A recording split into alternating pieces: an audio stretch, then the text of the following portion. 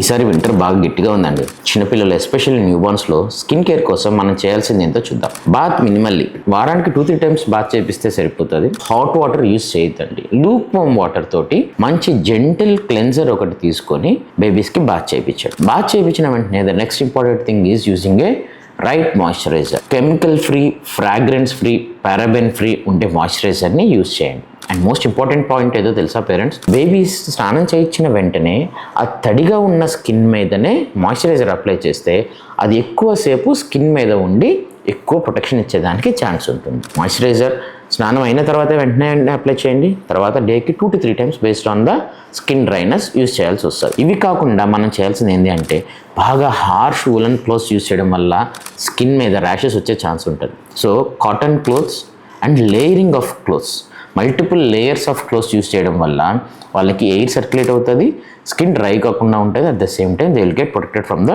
Cold also.